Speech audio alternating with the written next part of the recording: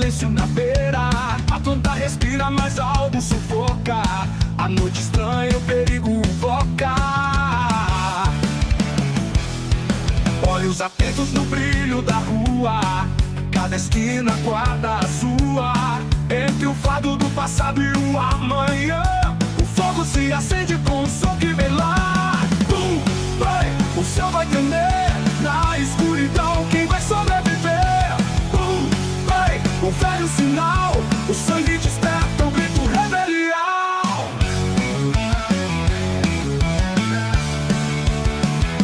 Bandeira rasgada, lenço vermelho, sussurros de guerra queimando no peito. Um rifle escondido vigia a cidade. O Atis dispara contra a verdade. É só questão de tempo. O silêncio anuncia a guerra. No eco dos tiros, a planta espera.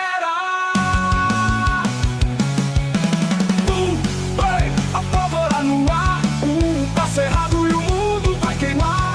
Bum, vai, o sino soou. A noite conspira e ninguém avisou.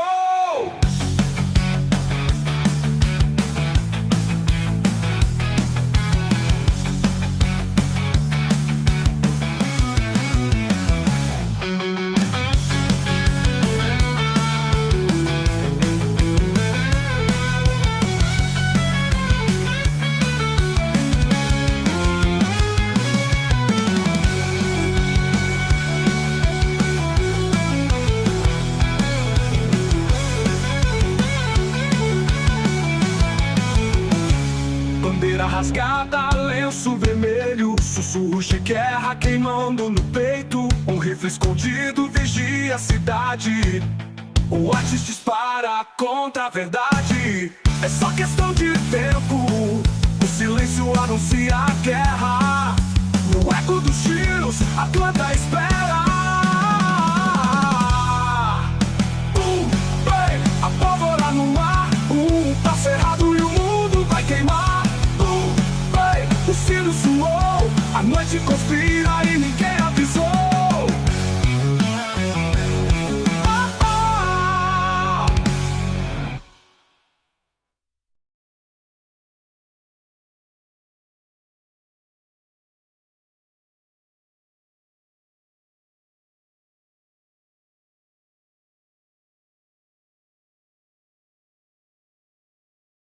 Capítulo 3.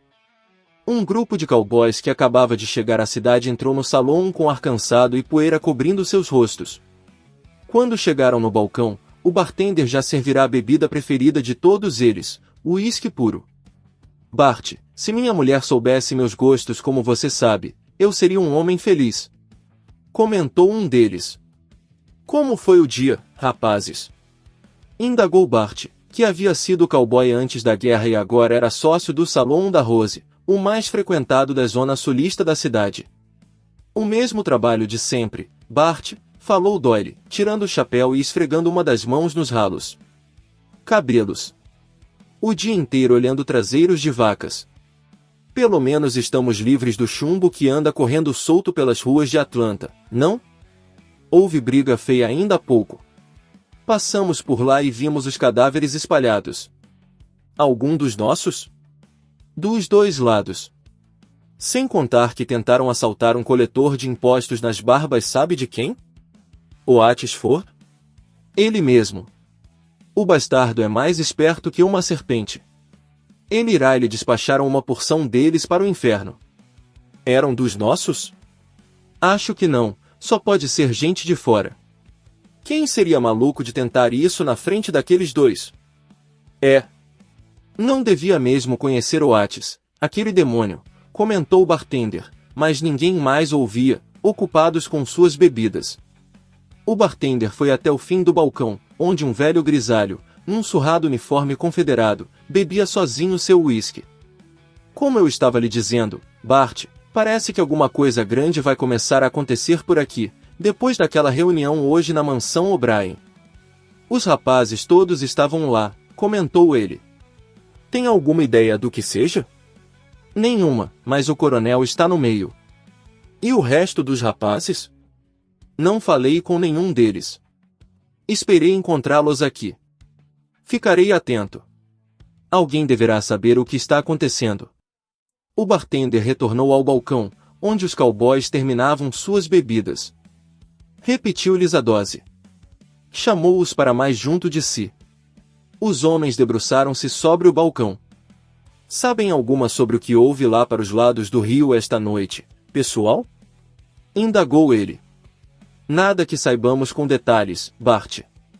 Parece que houve uma reunião do nosso pessoal. Um amigo passou por lá, mas muito depois e já não havia mais ninguém para informar o que havia sido resolvido. Sei apenas que há uma notícia correndo por aí. Que notícia? Manda limparmos e remendarmos nossos uniformes e dobrarmos o lenço vermelho, informou o cowboy. Ninguém tem ao menos uma ideia do que esteja acontecendo? Não sabemos ao certo, Bart, mas estávamos justamente comentando isso. Exceto por esses 2 tiroteios, percebeu como a noite está calma? O bartender olhou ao seu redor. Percebeu que a maioria de seus habituais fregueses ainda não havia chegado. Sempre apareciam com uma história a mais de humilhação e sofrimento para contar. Naquela noite, porém, pareciam não ter motivos para beber e chorar as mágoas. À medida que a noite avançava, ao invés de aumentarem as confusões, como sempre acontecia, elas foram diminuindo. Dava para sentir nos ossos que alguma coisa estava acontecendo. Estranho? Comentava o bartender, a todo momento, com um ar pensativo. Todos os fregueses que entravam tinham a mesma sensação. Alguma coisa estava acontecendo e eles desconheciam. Era como se as pessoas tivessem alguma coisa muito importante para fazer naquela noite. Essa ideia não lhe saía da cabeça. Passava um pouco das 11 da noite, quando o xerife e seus assistentes passaram por ali para beber um trago. Que diabos estão fazendo aqui tão cedo? Indagou ele, estão desertando do serviço?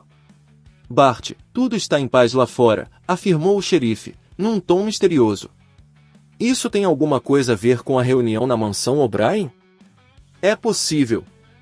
A maneira como o xerife falava e sorria misteriosamente dava a entender que sabia o que estava acontecendo. E não podia ser de outra maneira.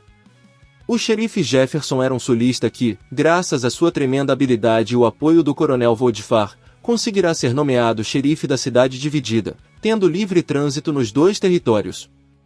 O que está acontecendo? Insistiu o bartender, os rapazes todos estão curiosos, Rose está curiosa. Se é algo contra os Yankees, queremos todos saber e participar. Vocês terão sua chance, só posso lhe dizer isso por enquanto, assegurou o homem da lei. Espero que seja para breve, xerife. Estamos todos com esses Yankees atravessados na garganta, comentou o bartender, mas interrompeu quando viu um velho soldado, apoiado numa muleta, entrar no bar e ir até uma parede, onde havia uma bandeira confederada pregada. Espetou um pedaço de pano vermelho com um alfinete nela, deu o grito de guerra rebelde, depois retirou-se diante de todos os outros, que haviam feito silêncio. O bartender deixou seu posto e foi até lá, olhar o pano que ele deixará. Era um pedaço de uma antiga bandeira confederada, com um nome escrito nela, Quantrill, o guerrilheiro que por muito tempo infernizara os Yankees com seus ataques às cidades nortistas.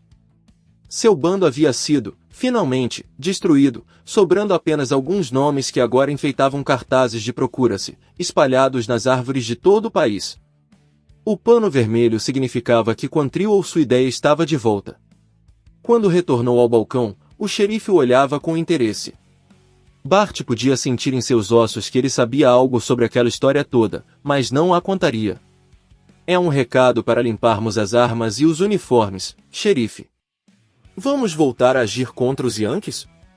Vamos deixar esse assunto de lado, Bart. Apenas espere e vá limpando as armas, recomendou o xerife. Onde está Rose? Lá em cima. Vou falar com ela. Vai contar o que está vendo? Talvez. E ela dirá a nós? Pergunte a ela, finalizou o xerife, deixando-o sem resposta.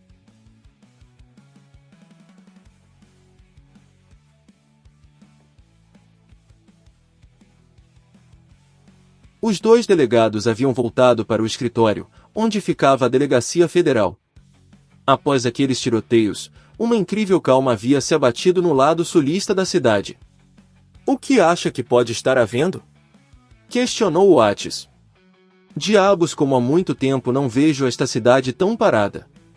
Alguma coisa está acontecendo? Será que tem alguma coisa a ver com o que houve lá na beira do rio? Refere-se à movimentação na velha mansão O'Brien? Sim. Mas nada havia quando fomos lá.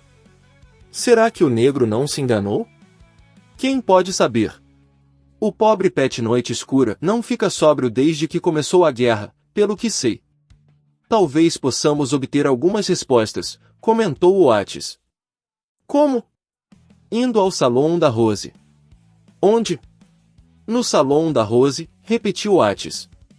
Riley olhou-o com atenção, tentando descobrir se realmente o amigo falava sério. Não, Oates, de jeito nenhum, comentou, quando percebeu que sim. E por que não?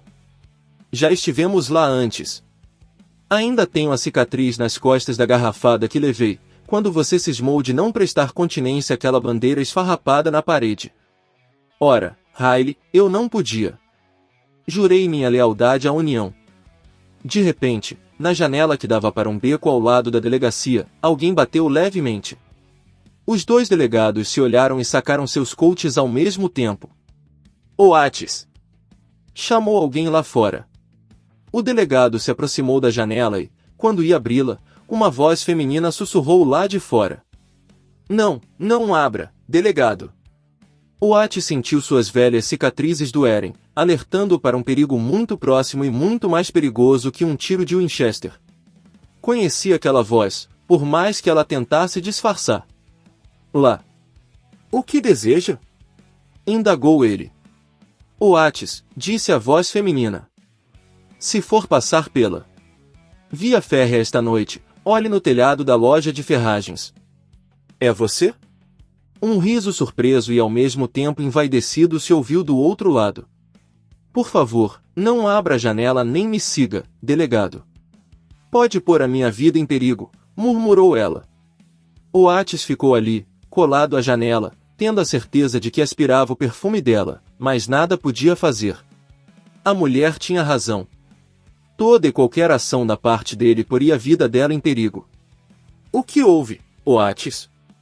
Indagou Riley. Acho que já demoramos demais para fazermos nossa última ronda, Riley. Era ela? Com certeza. Quem pode querer sua cabeça tanto assim, a ponto de querer matar um delegado federal? Tem que ser mais do que pessoal, Riley.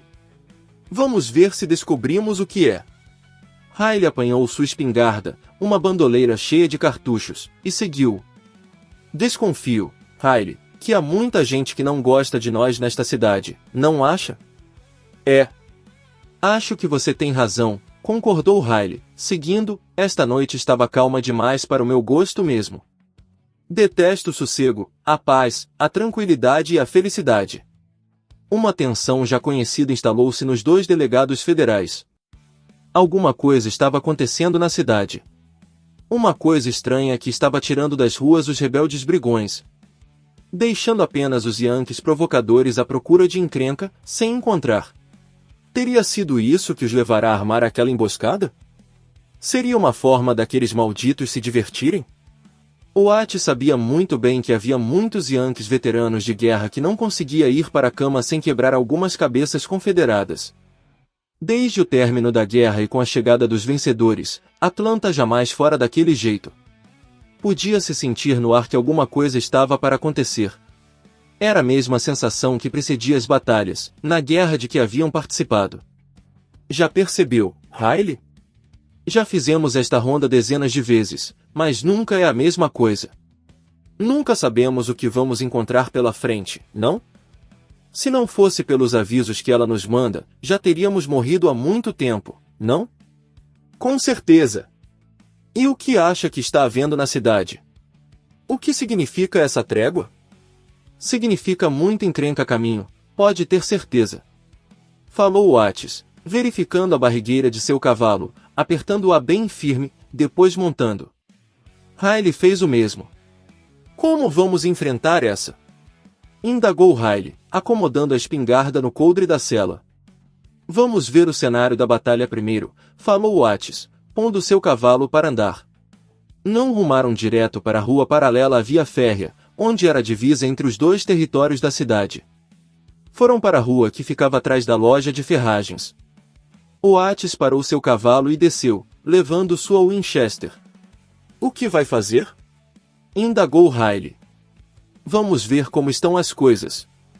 Riley desceu e seguiu, aproximaram-se e entraram num beco de onde podiam observar o telhado da loja de ferragens. "Vê alguma coisa?" indagou Riley. "Se está lá, está imóvel e muito bem escondido.